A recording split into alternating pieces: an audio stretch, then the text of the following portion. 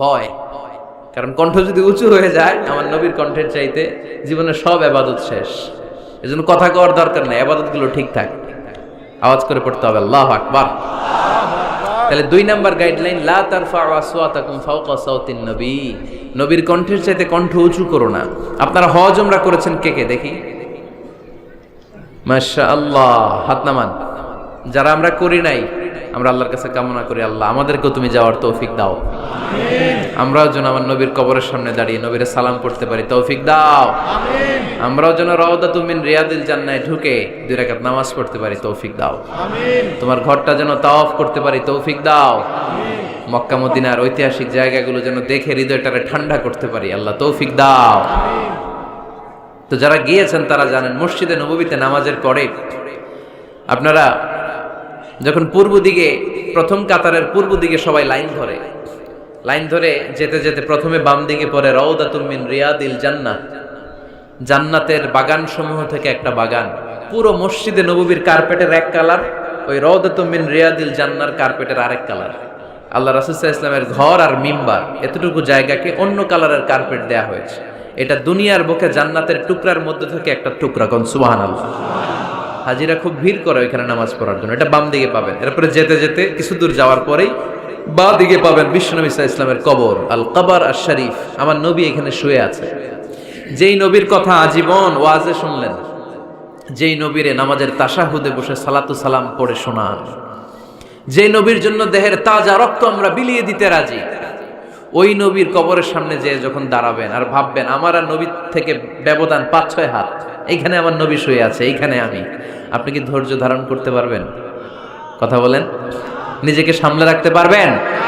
আমার নবীর কোন উম্মত প্রথম যখন উমরা করতে যায়, হজ করতে যায়, নবীর কবরের সামনে দাঁড়িয়ে নিজেকে সামলে রাখতে পারে না, চিৎকার দিয়ে কান্না আসে, চোখ দিয়ে ধা ধা করে অশ্রু ঝরে।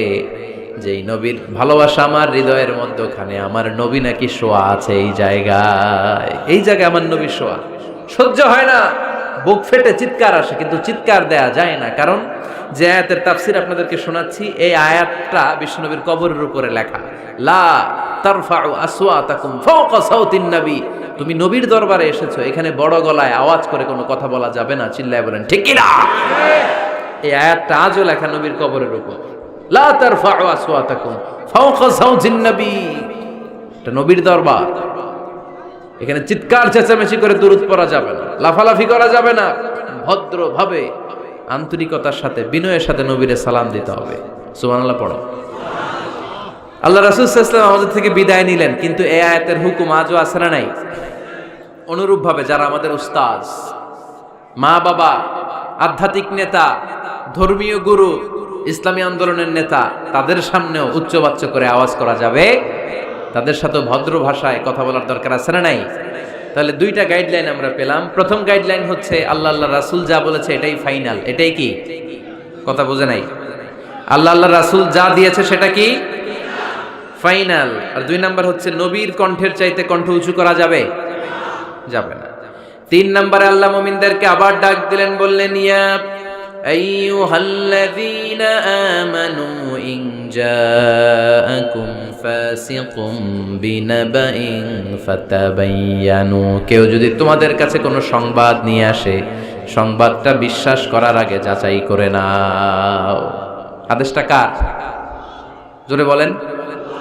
আমরা কিছু শুনলেই বিশ্বাস করি, এরকম আছে না নাই? যা শুনে তাই বিশ্বাস করে, এরকম করা যাবে? তো কি করবেন তাইলে? হ্যাঁ, কি করতে হবে? ঠিক না বে ঠিক?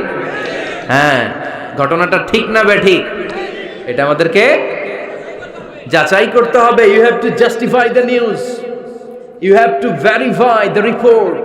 Whatever you found in social media or Facebook, don't share. Think twice before you share, man. Share করার আগে 2 বার ভাববেন যে শেয়ার করব কি করব না। একটা কিছু পাইলে শেয়ার মেরে দেয়, সে দিচ্ছে শেয়ার, তার বন্ধু দেয় শেয়ার, পুরা ফেসবুকের মধ্যে মারামারি আছে না নাই? আসলে এরকম কিছু ঘটেই নাই, আছে না নাই? খবরদার, আমরা খুব বেশি পছন্দ করি এই রুমর, গুজব ছড়ানোর জন্য বাংলাদেশের পৃথিবীতে 1 নাম্বার। আমাদের চেয়ে কেউ বেশি গুজব ছড়াতে পারে? কিছুদিন আগে এরকম হইল না যে লবণের দাম বেড়ে গেছে? হ্যাঁ, ফরিদপুরে এগুলো হয় নাই তো না? এই বাজারেও লবণ ছিল না তখন? কয় বস্তা? এক একজন 2 বস্তা করে। আপনি কয় বস্তা নিছেন? নেন নাই? তো এই যে দেখেন গুজবের কারণে আসলে লবণ পর্যাপ্ত। আরে আমগো দেশে লবণ থাকবে না, লবণ থাকবে কই? তো লবণের দেশের মানুষ, ঠিক কি না? পর্যাপ্ত পরিমাণ লবণ আছে। আমাদের যে লবণ মজুদ আছে আমাদের দেশের চাহিদা মিটিয়ে পাশে ইন্ডিয়াতে বা মিয়ানমারও কিছু সাপ্লাই করা সম্ভব, এত লবণ আছে। আলহামদুলিল্লাহ পড়ে। তো এই যে লোকজন বেশি দাম দিয়ে লবণ কেন কিনলো? গুজব। আমরা কি গুজব মানবো? গুজব এটারে আজকে আমরা নো বলে দিব। নো। কি বলবেন? এত আস্তে গুজবকে আমরা কি বলবো? নো। গুজবে কান দিবেন না। প্রায় দেখবেন সোশ্যাল মিডিয়াতে অমুক নেতার গোপন ভিডিও ফাঁস। তো অমুক নেতার গোপন ভিডিও ফাঁস হয়েছে, আপনার কি সমস্যা? আপনার এত ভালো লাগে কেন? আপনার ভিডিও তো কয়দিন পরে ফাঁস হবে, তখন আপনি কি করবেন? এই সমস্ত আজে বাজে কাজে যাবেন না। অমুক নেতার কি ফাঁস হয়েছে, কি গোপন ভিডিও, কি স্ক্যান্ডাল, এগুলো নিয়ে কখনো মুমিনদের মাথা ব্যথা থাকতে পারে? মুমিন চাইলে যে কোনো জিনিস শেয়ার দিতে পারে না। আপনি লা ইলাহা পড়েছেন, এই লা ইলাহা যেন তেন কোনো বাণী নয়। এই লা ইলাহার ঘোষণা দিয়ে যে মুমিন হয়, তার হাতগুলো আল্লাহর কাছে একেবারে সারেন্ডার, তার জিহ্বাটা সারেন্ডার, তার চোখগুলো সারেন্ডার, তার কানগুলো সারেন্ডার। সে চাইলেই মন যা চায় তা করতে পারে না, ঠিক কি না? আপনার কান দিয়ে যা শুনতে মন চায় শুনতে পারবেন? কেন পারেন না? কারণ আপনি মুমিন, ঠিক কি না? চোখ দিয়ে যা দেখতে মন চায় দেখা যায়। যেন কানে শুনি সদা তোমার কালাম, এ খোদা চোখে যেন দেখি শুধু কোরআনের আয়াত। শোনো আমার মুনাজাত, শোনো শোনো ইয়া ইলাহি আমার মুনাজাত, শোনো আমার মুনাজাত। পড়েন আমিন। তাহলে ফাতাবায়ানু, নিউজ একটা শুনলেই আমরা শেয়ার দিব না ভাই, আমরা একটু চেক করব, ক্রস চেক, ডাবল চেক, নির্ভরযোগ্য তথ্যসূত্র তালাশ করব যে আসলে এই ঘটনাটা ঘটছে কিনা। 100% যখন আপনি confirm, then you may share in Facebook, that's not a big deal. Then share দেন, জনসচেতনতার জন্য শেয়ার দেন, সমস্যা নাই। কিন্তু না জেনে শেয়ার দেওয়া যাবে? কথা বলেন। আল্লাহ রাসূল সাল্লাল্লাহু আলাইহি ওয়াসাল্লামের জীবনে এরকম একটা ঘটনা ঘটেছিল। হারিস বিন মিরার রাদিয়াল্লাহু তাআলা আনহু বনুল মুস্তালিকের যুদ্ধে জেতার পরে হারিস বিন মিরারকে বিশ্বনবী দায়িত্ব দিলেন যে হারিস বিন মিরার, তুমি এই এলাকার নেতা, কি করতে হবে আমাদের? বিশ্বনবী বললেন নামাজ পড়বা, রমাদানের রোজা রাখবা, যাকাত আদায় করবা। মেরার বলে তাহলে যাকাত নেন। বিশ্বনবী বললেন না, 1 বছর পূর্ণ হওয়ার পরে যাকাত দিতে হয়। যাকাত কয় বছর পর পর? যাকাত প্রতিদিন দেয়া লাগে। হালানিল হাউল, 1 বছর যখন হবে আমি আমার সাহাবী পাঠাবো মদিনা থেকে, তখন দিয়ে দিও। বিশ্বনবী চলে গেলেন। 1 বছর পরে এক সাহাবীকে রেডি করলেন, যাকাতের সম্পদ নিয়ে আসো বনুল মুস্তালিকের পক্ষ থেকে। ওই সাহাবীর নাম হচ্ছে আল আলী ওয়ালিদ ইবনে উকবা। বিশ্বনবী ডেকে বললেন, ওয়ালিদ যাও, 1 বছর সময় অতিক্রান্ত হয়েছে, বনুল মুস্তালিকের লোকদের যত যাকাতের সম্পদ জমা হয়েছে নিয়ে আসো। সাইয়েদনা ওয়ালিদ ইবনে উকবা যখন সম্পদ আনার জন্য বের হলেন, ওইদিকে বনুল মুস্তালিকের লোকেরা শুনতে পেল বিশ্বনবীর পাঠানো সাহাবী ওনাদের এলাকায় শুভাগমন করবে। ওই সাহাবীকে লাল গাড়িচার সংবর্ধনা দেওয়ার জন্য সেনাবাহিনী সহ পুরো এলাকা থেকে সব সৈন্যবাহিনী সহ তারা মরুভূমির মধ্যে এসে দাঁড়িয়ে রয়েছে। সুবহানাল্লাহ পড়ে। নবীর সাহাবীর আগমন হবে, নবীর সাহাবীর শুভাগমন। উনি এসে আমাদের এলাকার যাকাতের টাকা কালেকশন করে নিয়ে যাবে, ওনাকে সংবর্ধনা দিব, বের হও। তলোয়ার নিয়ে, ঘোড়া নিয়ে, গার্ড দিয়ে আমরা দাঁড়িয়ে থাকি। তো মরুভূমিতে সবাই দাঁড়ায় আছে। আল ওয়ালিদ ইবনে উকবা মদিনা থেকে বিশাল রাস্তা পাড়ি দিয়ে যখন বনুল মুস্তালিকের এলাকার কাছাকাছি দূর থেকে দেখে তলোয়ার নিয়ে লোকজন দাঁড়ায় আছে। কি নিয়ে দাঁড়ায় আছে? উনি ভাবছে আমারে মারার জন্য দাঁড়ায় আছে। উনি মনে মনে ভাবলেন, বিশ্বনবী পাঠালেন যাকাত নেয়ার জন্য, যাকাত পরে নিব, আগে জান সামলাই। কারণ এলাকার লোকেরা সব তলোয়ার নিয়ে সেনাবাহিনী সহ দাঁড়ানো। আসলে কথাটা কি ঠিক? মারার জন্য দাঁড়ায় আছে? কি জন্য? সম্মান দেওয়ার জন্য, ওয়েলকামিং রিসেপশন দেওয়ার জন্য। উনি ভাবলেন আমারে কচু কাটা করবো, এক কাজ করি, ওদিকে না যে অ্যাবাউট টার্ন উল্টা করি। যেই চিন্তা ওই কাজ। সাহাবী আল ওয়ালিদ ইবনে উকবা উল্টা ঘুরে গেলেন, মন্দ ধারণা নিয়ে ফিরে যেয়ে বিশ্বনবীরে বললেন, নবী আপনি আমার মায়ের খাওয়ার জন্য পাঠাইছিলেন, যাকাত আনার জন্য পাঠিয়েছেন, কিন্তু তারা যাকাত তো দিবেই না, আমারে হত্যার জন্য তলোয়ার নিয়ে দাঁড়িয়েছিল গো নবী। কথা কি সত্য? উনি ভুল বুঝতে পারছেন, উনি ভুল বুঝেছেন, না বুঝে ভুল কথায় বিশ্বনবীর কাছে প্রচার করে দিলেন। আল্লাহর হাবিব সাল্লাল্লাহু আলাইহি ওয়াসাল্লাম সহজ সরল মনা নবী, সাহাবী তো আর মিথ্যা বলবেন না। বিশ্বনবী বিশ্বাস করলেন, বিশ্বাস করে খালিদ ইবনে ওয়ালিদের নেতৃত্বে 1000 সৈন্যের অভিযান পাঠালেন। বললেন যাও, যে দেখো ঘটনা কি, ঘটনা সত্য হলে অভিযান চালাও। আল্লাহ বলে নবী অভিযান পরে চালায়েন, একটু থামেন। ফাতাবায়ানু ইন জাআকুম ফাসিকুম বিনাবাইন ফাতাবায়ানু। নবী ওয়ালিদ এসে আপনার কাছে দেই তথ্য প্রচার করেছে, তথ্যটা সঠিক নয়, আগে যাচাই করেন, তারপরে অ্যাকশনে যান। ঠিক কি না? আমরা ডাইরেক্ট অ্যাকশন মারি। আমরা কি করি? Action action, direct action. সত্য না মিথ্যা ধার ধারি না। আল্লাহ বললেন নবী অভিযান চালাবেন না। ওয়ালিদ যেই কথা আপনারে বলেছে এই কথাটা সত্য নয়। আন তুসিবু কওমান বিজাহালাতিন ফাতুসবিহু আলা মা ফাআলতুম নাদিবিন। আপনি যদি ওই মুসলমানদের এলাকায় না জেনে অভিযান পাঠান, এই অভিযানে যদি কেউ মারা যায়, প্রত্যেকটা মৃত্যুর দায়ভার কিন্তু আপনার কাঁধেই বর্তাবে গো নবী। ঠিক কি না? এই যে আপনি চেক না করে, জাস্টিফাই না করে, নিশ্চিত না হয়ে ওয়ালিদের কথায় বিশ্বাস করেই বনুল মুস্তালিককে অ্যাটাক করার জন্য 1000 সৈন্যবাহিনী পাঠালেন। ওরা যদি আক্রমণ করত, কেউ যদি মারা যেত, এই দায়ভার কার? আমার নবীর। ঠিক কিনা? নবীকে শিখানোর মাধ্যমে আল্লাহ তাআলা গোটা উম্মাহকে শিখাই দিলেন, ইন জাআকুম ফাসিকুম বিনাবাইন ফাতাবায়ানু। কেউ যদি খবর নিয়ে আসে, শুনেই বিশ্বাস করো না, আগে যাচাই করো, আগে চেক করো, তারপরে বিশ্বাস করবা। ঠিক কিনা? তাহলে এখন থেকে একটা কিছু শুনলে বিশ্বাস করবেন। একজন এসে বলল, ভাইজান আপনার মেয়েরে দেখলাম আরেক ছেলের সাথে বাজারে ঘোরাফেরা করে, ওই রমনার বটমূলে দেখলাম আপনার মেয়ে আরেক ছেলেরে নিয়ে ফষ্টি নষ্টি করে। লোকের কথা বিশ্বাস করে বাসায় যে মেয়ের চুলের মধ্যে ধরে মাইর, আইজো মার কাইলো মাইর। এরকম হইতে পারে না? হয়তো ওই লোক আপনার মেয়ের মতো দেখতে আরেক মেয়েকে দেখছিল। এরকম হয় কিনা সমাজে?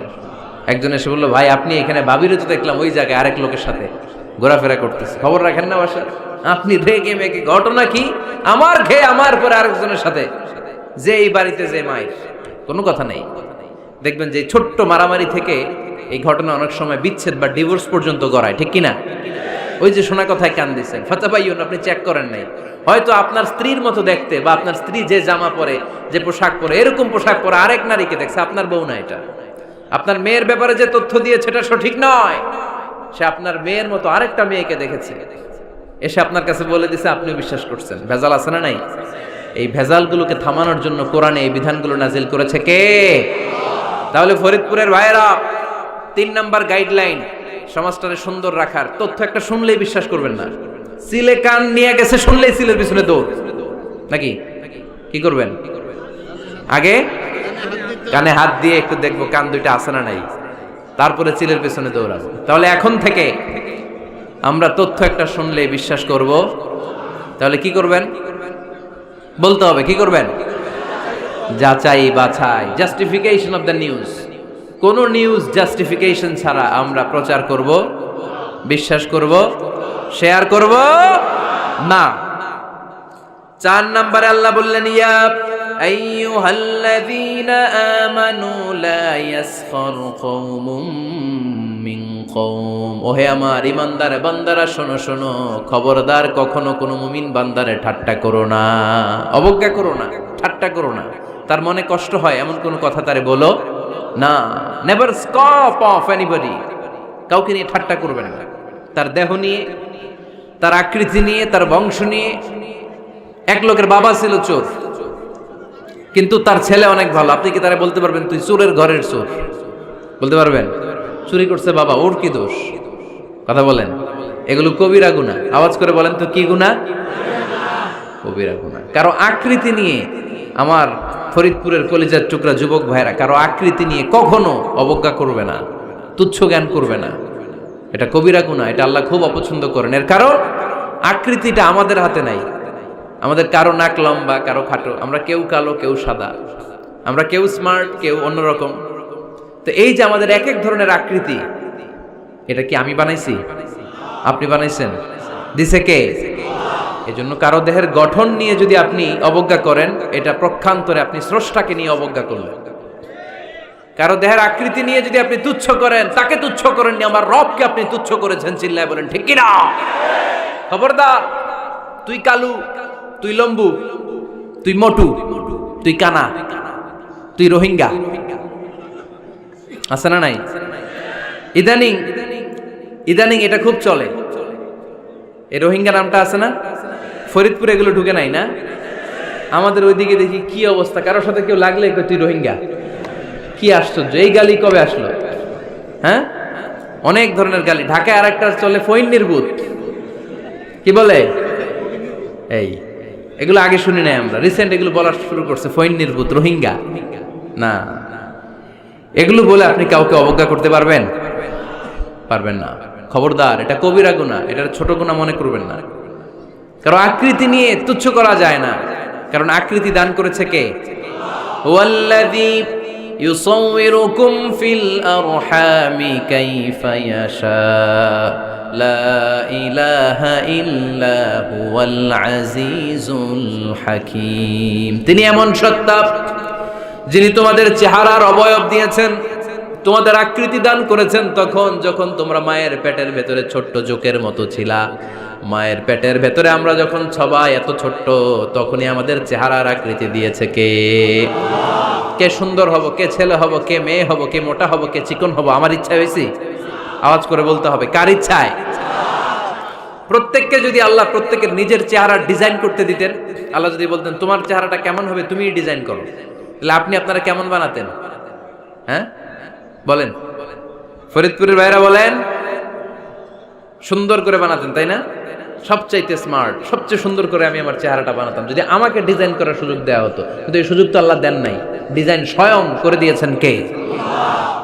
কোন নারীকে যদি আল্লাহ বলতে, এই নারীরা তোমাদের চেহারা কার কেমন লাগবে তোমরা বানাও, প্রত্যেক নারী কি করতো?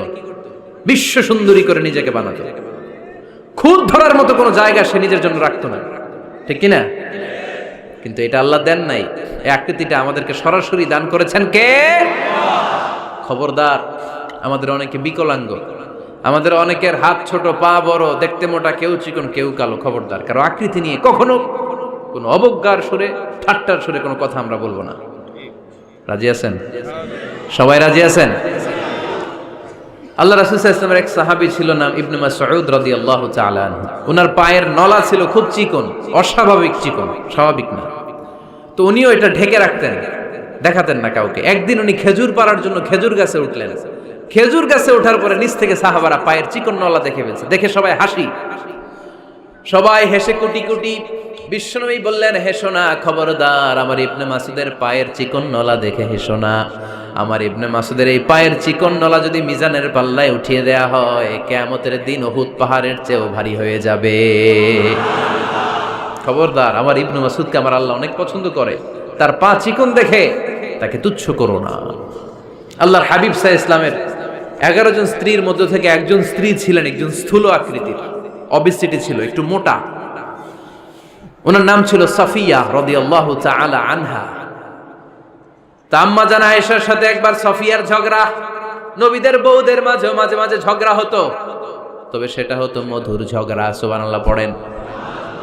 আম্মা জান আয়েশা রাদিয়াল্লাহু তাআলা আনহার বাসায় একদিন বিশ্বনবী বসা ছিলেন। আরেকজন স্ত্রী, বিশ্বনবীর আরেকজন স্ত্রী রান্না করে কিছু খাবার আম্মা জান আয়েশার ঘরে পাঠিয়েছেন।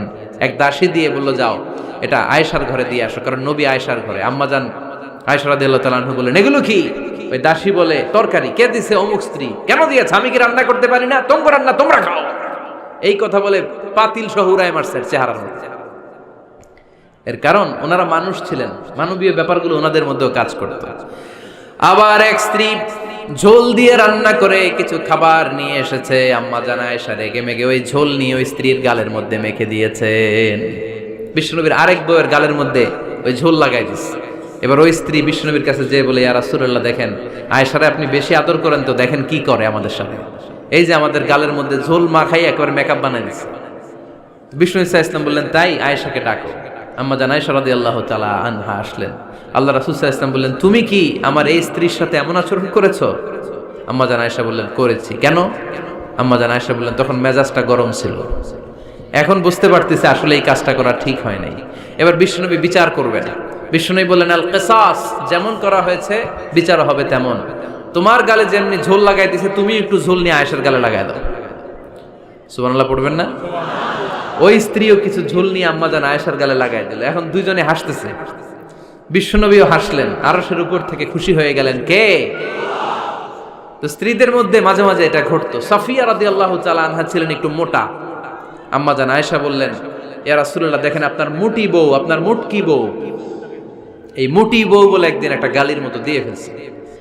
আল্লাহ রাসূল সাল্লাল্লাহু আলাইহি ওয়াসাল্লাম রেগে গেলেন, বললেন, আয়েশা এটা কেমন কথা তুমি বললা মুটি? আমার সাফিয়ারে তুমি মুটি বলে গালি দিলা রে আয়েশা। ইয়া আয়েশা লাকাদ কুলতিলা কালিমা লাউ মুজিজাত বিমা ইল বাহরি লামাজাজাতহু, এমন একটা মন্তব্য তুমি সাফিয়ার ব্যাপারে করে ফেলেছো রে আয়েশা, এই কথাটা যদি সাগরের নীল পানির মধ্যে ছেড়ে দেয়া হয়, এই কথার পঙ্কিলতার কারণে, এই কথার কর্দমাক্ততার কারণে, এই কথার পঙ্কিলতার কারণে সাগরের সব পানিগুলো মুহূর্তের মধ্যে কালো হয়ে যাবে।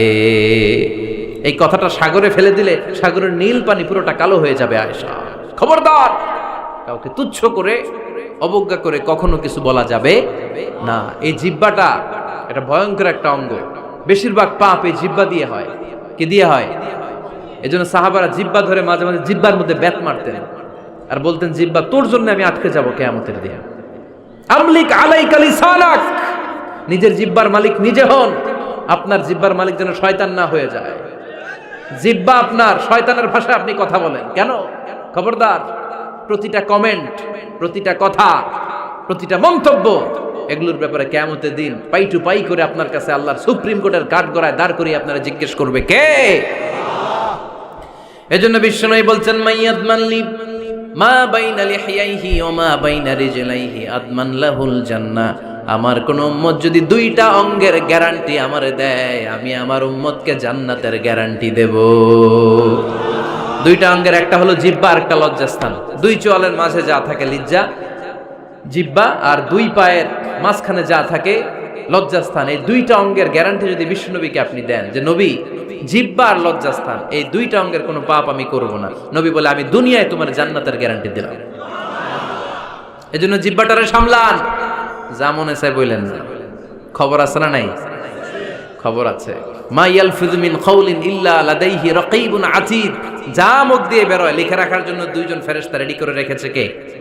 চিল্লায় বলেন। যতদিন আমরা বেঁচে থাকবো ততদিন থাকবে আমাদের কাঁধে। আমরা মরে যাবো, এই ফেরেশতারা উড়াল দিবে, ঠিক কিনা?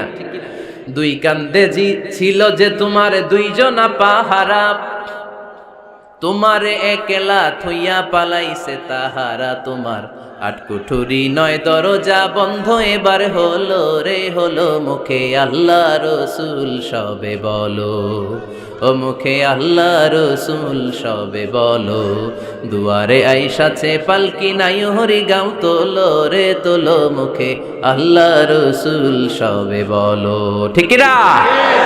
এজন্য সাবধান। আমলিক আলাইকা লিসানাক, নিজের জিহ্বার মালিক নিজে হন। মন যা চায় মুমিন তখন ইচ্ছা মতো মন মতো কোনো মন্তব্য ছুটতে পারে না। বিশ্বাসী বলে যদি নিজেকে দাবি করে, নিজের জিহ্বার মালিক নিজে থাকার দরকার আছে না নাই? তাহলে 4 নম্বরে আল্লাহ বললেন, লা ইয়াসখার কওমুন মিন কওম, কেউ কাউরে ঠাট্টা করব না আমরা। অবজ্ঞার সুরে কোনোদিন কাউরে কোনো কথা বলবো না। রাজি আছেন? সবাই রাজি? কষ্ট হচ্ছে? হ্যাঁ, আরো কিছু সময় চলবে? চলবে। তাকবীর পড়েন তো, লিল্লাহে তাকবীর।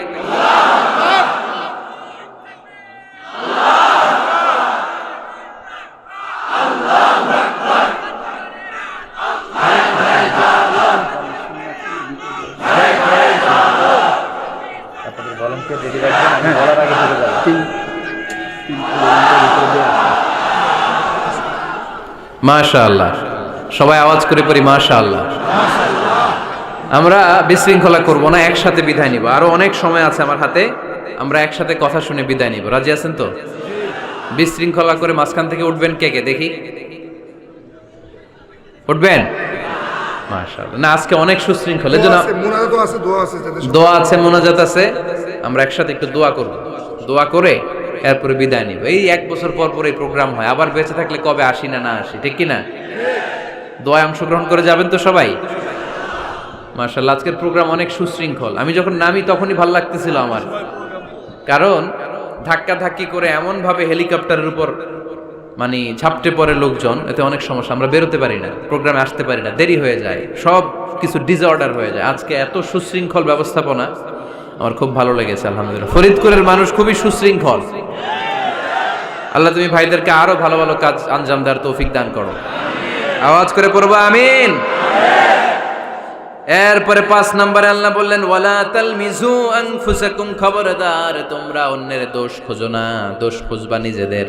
কিন্তু সমাজে আমরা অন্যের দোষ খুঁজি কি খুঁজি না? 5 নাম্বার ওয়ালা তালমিজু আনফুসাকুম, নেভার ডিসফেম ইচ আদার, একে অপরের দোষ খোঁজো না। আমাদের সমাজে কিছু লোক আছে নিজের দোষ দেখে না, খালি অন্যের দোষ দেখে, আছে না নাই? চায়ের দোকানে বসে বসে দেখবেন বলবে এই বাড়িতে এই সমস্যা, ওই বাড়িতে ওই সমস্যা, ওই বাড়িতে মারামারি, ওই বাড়িতে কাটাকাটি, তোর বাড়িতে কি সমস্যা ওইটা বল, তোমার বাড়িতে কি সমস্যা ওইটা বলো মিয়া, আছে না এরকম? এই হুজুর ভালো না, এই সমস্যা, ওই হুজুরও ভালো না, এই হুজুরও খারাপ, এই হুজুরের এই সমস্যা, তুমি হুজুরের কি সমস্যা, তুমি হুজুরের কি সমস্যা আগে জাতির কাছে ওইটা বলো, আগে নিজে ভালো হও, নিজে ভালো তো জগৎ ভালো। জন্য খবরদার অন্যের দোষ খুঁজবেন না, এটা খুব বাজে একটা স্বভাব, খালি অন্যের দোষ খোঁজে। যে নিজে নিজের দোষ খুঁজতে পারে, যে নিজে নিজের সমালোচনা করতে পারে, সে সবচেয়ে বুদ্ধিমান। কারণ অন্যে কি করছে এই ব্যাপারে আপনারা ধরবে আল্লাহ, কথা বলেন না কেন? আল্লাহ আপনাকে ধরবে, আপনার কি সমস্যা, আপনি কি করলেন, শুধু ওই ব্যাপারেই আপনি জিজ্ঞাসিত হবেন। এজন্য আল্লাহ বললেন তাদের উপর আমার লানত, তাদের উপর ধ্বংস, যারা প্রকাশ্যে অপ্রকাশ্যে অন্যদের দোষ খুঁজে বেড়ায়, দোষ বলে বেড়ায়, এরকম আছে না নাই? আল্লাহ লানত দিয়ে বললেন ওয়াইলুল লিকুল্লি হুমাযাতিল লুমাযা, গোপনেও দোষ খোঁজে প্রকাশ্যেও দোষ বলে, তাদের উপর আল্লাহ লানাত। হুমাযাতিল লুমাযা, এই লুমাযা শব্দ থেকে আল্লাহ এনেছেন ওয়ালা তালমিজু আনফুসাকুম, একে অপরের দোষ খোঁজো না, নিজের দোষ খোঁজো, সেই সবচেয়ে বুদ্ধিমান। তাহলে আমরা আত্মসমালোচনা করব, কি করব? খেয়াল রাখবেন, সবচেয়ে খারাপ হচ্ছে সমালোচনা, সবচেয়ে খারাপ কি?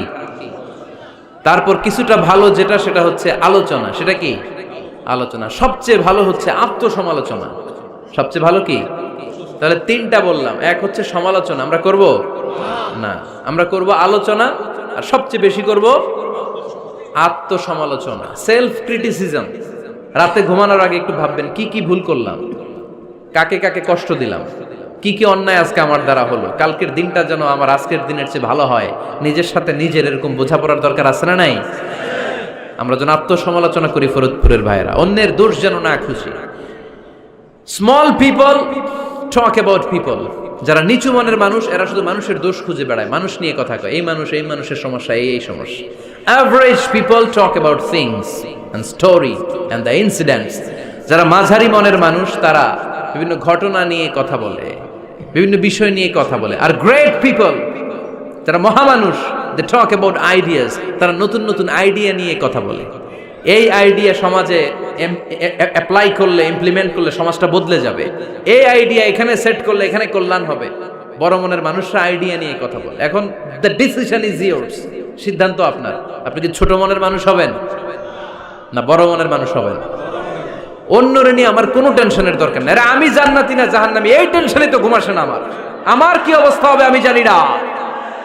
আমি আরেকজনের দোষ খুঁজি, আমি আরেকজনের বদনাম বলি, আমি আরেকজনের পিছু লেগে থাকি। খবরদার, বিশ্বাসী বলে যারা দাবি করে তারা কখনো অন্যের পিছু লাগতে পারে। খেয়াল রাখবেন, কেউ যদি পিছু লেগে থাকে ও আজীবন পিছেই থাকবে। পিছু লাগা মানে কি? ও সামনে না আমি সামনে?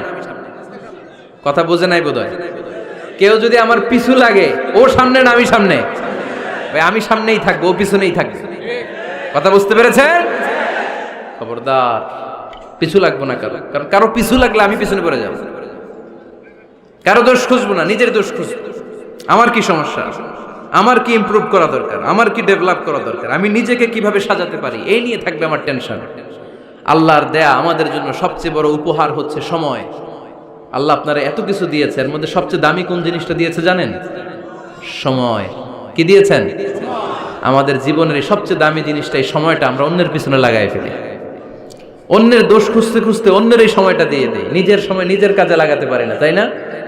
এজন্য আমরা যেন অন্যের দোষ না খুঁজি, নিজের দোষ খুঁজি। ওয়ালা তালমিজু আনফুসাকুম, একে অপরের দোষ খুঁজো না। আদেশটা কার? আওয়াজ করে বলতে হবে, আদেশটা কার? এরপরে রব্বুল আলামিন বললেন, ওয়ালা তানাবাজু বিল আলকাব, খবরদার খবরদার, কাউরে মন্দ নামে ডেকো না। প্রত্যেককে যে নামে ডাকলে সে খুশি হয় তাকে ওই নামে ডাকো। কোনো মন্দ নামে কখনো কাউরে ডাকা যাবে না। মন্দ নামে ডাকা যাবে? সম্মানিত ভাইরা, কাউরে মন্দ নামে ডাকবেন? তার যেই নাম ওই নামে ডাকবেন।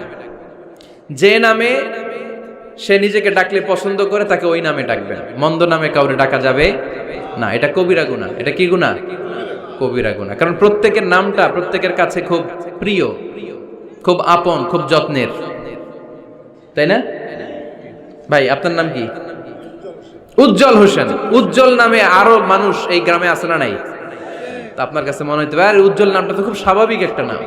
উজ্জ্বল, কত উজ্জ্বল আছে এলাকায়, আপনার কাছে এরকমই লাগে, কত উজ্জ্বল। কিন্তু ওনার কাছে উজ্জ্বল নামটা এরকম না, ওনার কাছে উজ্জ্বল নামটা স্পেশাল।